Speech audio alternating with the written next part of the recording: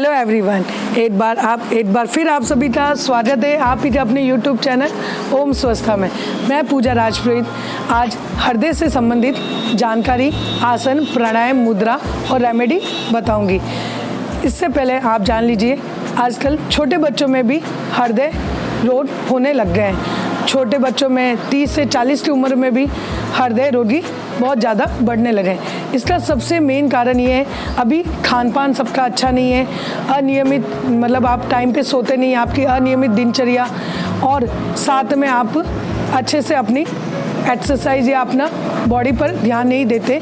ये सब मुख्य कारण है। कोलेस्ट्रॉल बढ़ना, ये सारे मुख्य कारण है कि आजकल छोटी सी उम्र में ये सब समस्या होने लगी। बच्चों को भी हृदय से संबंधित समस्या होने लगी।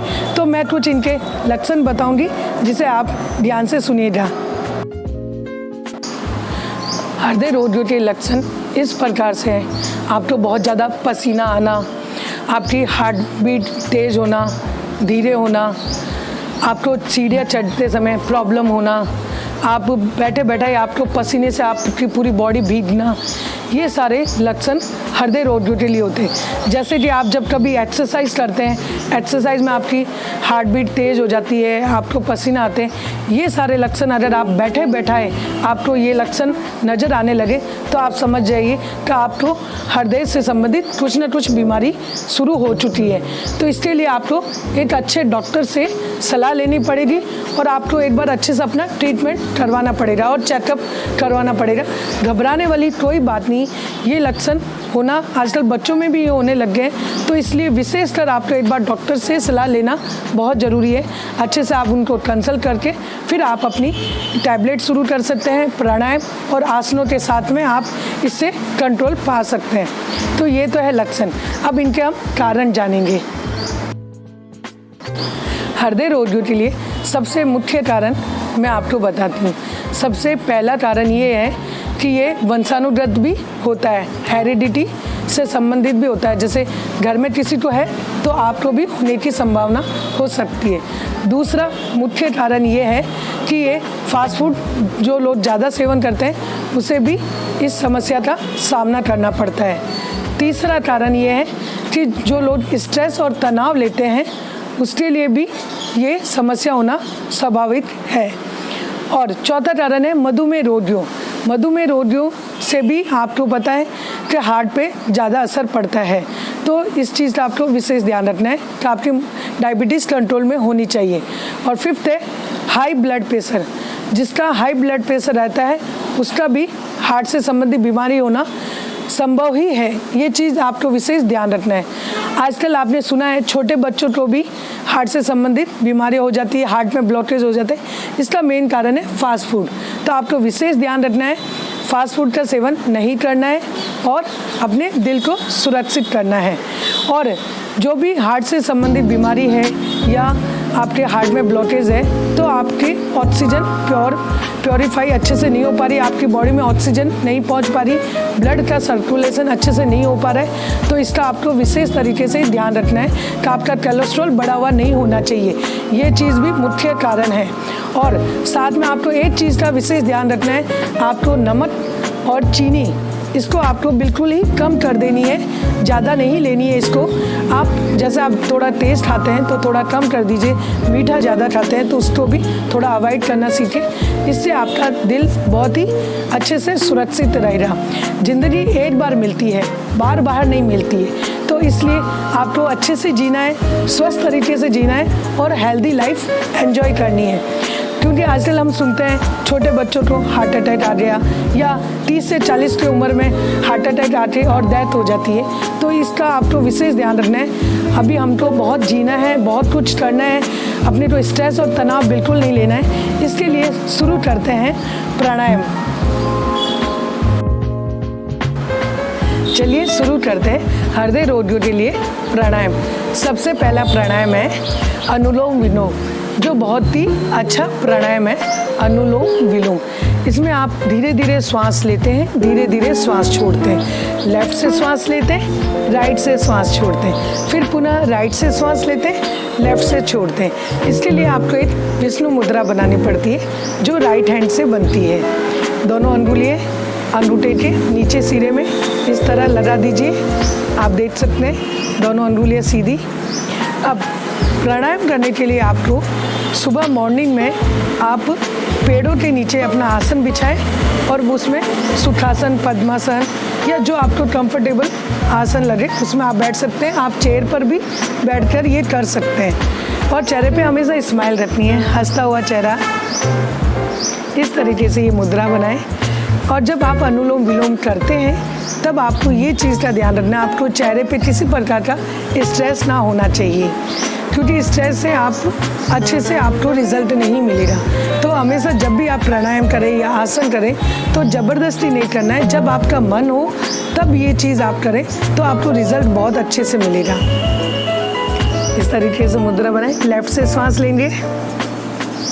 धीरे धीरे आप अपनी आंखें बंद कर सकते हैं। कमर गर्दन आपको सीधी रखनी है जब भी आप प्राणायाम करें और क्लोज योर आइज।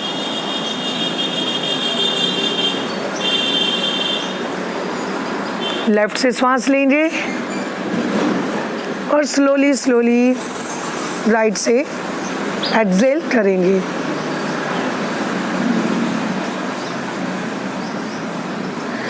पुनः राइट से इनहेल,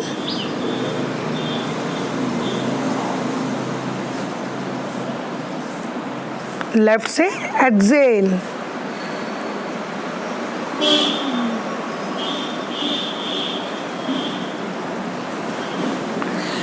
ऐसे आपका एक चक्र कंप्लीट होता है।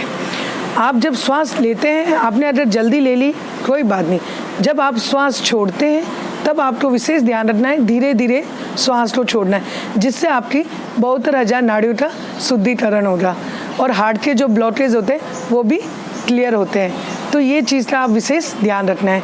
अब हम करेंगे दूसरा प्राणायाम। चलिए शुरू करते हैं दूसरा प्राणायाम। दूसरा प्राणायाम भी हृदय रोगियों के लिए सबसे बेस्ट प्राणायाम है और सबसे अच्छा प्राणायाम और अच्छा रिजल्ट देता है। भ्रामरी प्राणायाम। भ्रामरी प्राणायाम हृदय रोगियों के लिए सबसे बेस्ट और सबसे अच्छा प्राणायाम है। ये आपको मानसिक शांति देता है, जो आपका स्ट्रेस लेवल बढ़ जाता है उसे ये कंट्रोल में करता है और आपको एक सुखद अनुभूति प्राप्त होती है। जिसको नींद नहीं आती, अगर आप भ्रामरी प्राणायाम करके सोते हैं तो नींद बहुत अच्छी आती है। तो इस चीज़ का आपको विशेष ध्यान रखना है कि ये प्राणायाम है तो बहुत सिंपल, लेकिन इसके फायदे बहुत अनेक हैं। तो चलिए शुरू करते हैं भ्रामरी प्राणायाम करने का तरीका। इसे आप 2-3 तरीके से कर सकते हैं। सबसे पहले आप सुखासन की स्थिति में बैठ जाएं, जो आपको कंफर्टेबल स्थिति लगती है उसमें, और आप एक शांत कमरा या शांत जगह चूज करें जिसमें आपको किसी प्रकार का शोर शराबा नहीं हो, तो उसमें आपको रिजल्ट और अच्छा मिलेगा। चाहे आप पेड़ पौधों के नीचे बैठ के करें जहाँ पे शांति हो, या आप बंद कमरे में भी कर सकते हैं। आप इसे चेयर पे बैठ के भी कर सकते हैं, आप बिस्तर पर लेट के भी कर सकते हैं। ये इतना अच्छा प्राणायाम है। तो चलिए शुरू करते हैं।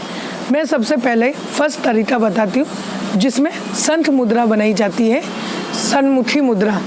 तो ये देखिए, फर्स्ट फिंगर आईब्रो, सेकंड पलके, थर्ड आपकी ईड़ा और पिंगला, फोर्थ आपकी यहाँ, और जो अंगूठा है वो आपके कान में। इस तरीके से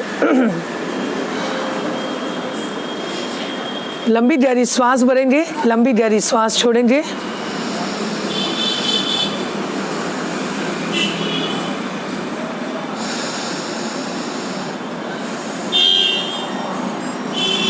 अब श्वास भरते हुए भंवरे की तरह गुंजनमान करना है। लंबी गहरी श्वास भरे नाभि तक,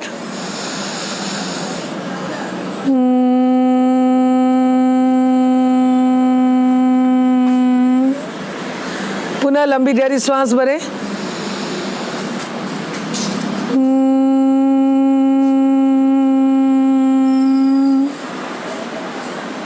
एंड रिलैक्स हो जाए।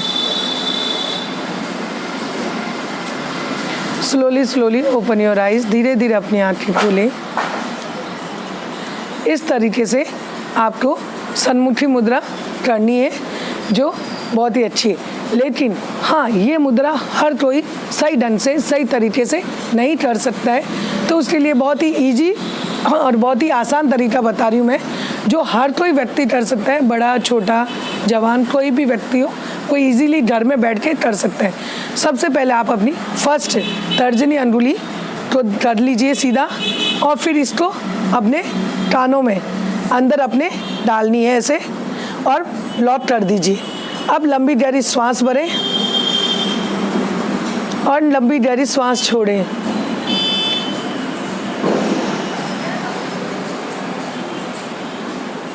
अब पुनः श्वास भरते हुए भंवरे की तरह गुंजनमान करेंगे।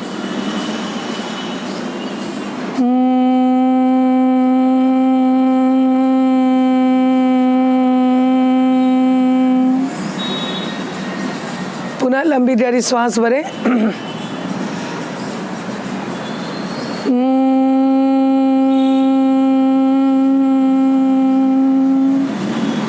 एंड रिलैक्स हो जाएं। स्लोली ओपन योर आइज, धीरे धीरे अपनी आंखें खोलें। इस तरीके से आप भ्रामरी प्राणायाम कर सकते हैं।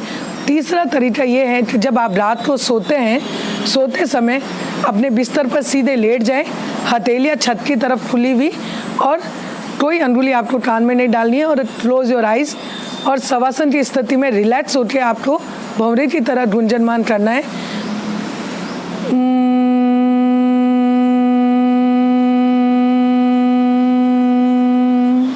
इस तरीके से अगर आप ये तीनों तरीके से आप जो भी तरीका अपना के और अच्छे से आप भंवरे की तरह गुंजनमान भ्रामरी प्राणायाम करेंगे, तो आपको सप्ताह भर के अंदर अंदर आपको रिजल्ट मिल जाएगा।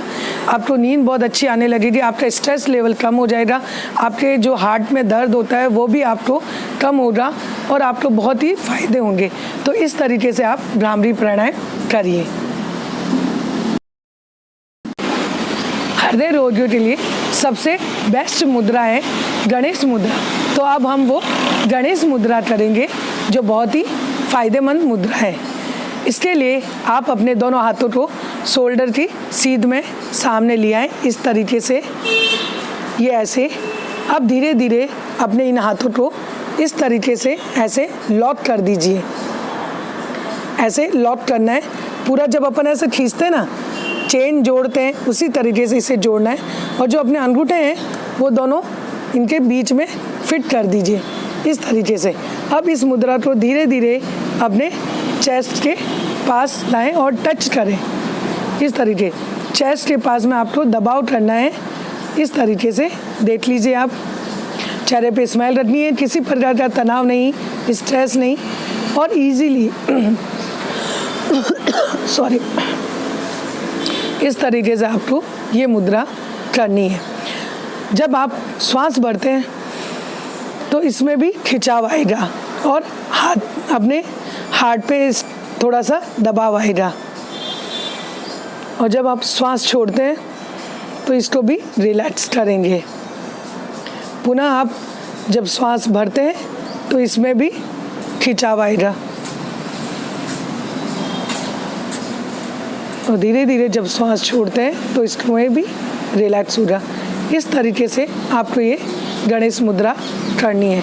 इसके बहुत ही अच्छे फ़ायदे, ये आपके हार्ट के ब्लॉकेज, जो हार्ट में ब्लॉकेज होते हैं उनको दूर करता है, आपका जो भी स्ट्रेस तनाव होता है उनको दूर करता है, और गणेश मुद्रा आपके बुद्धि को भी तेज करती है।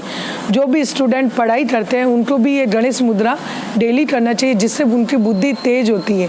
तो इसके इतने सारे फ़ायदे हैं, तो प्लीज़ आप ये करिएगा ज़रूर और लाभ उठाइएगा। अभी मैंने आपको कुछ प्राणायाम और गणेश मुद्रा बताई जो हृदय रोगियों के लिए बहुत ही अच्छी मुद्रा है और बहुत ही फायदेमंद प्राणायाम है। तो इन सब को आप जरूर करिएगा।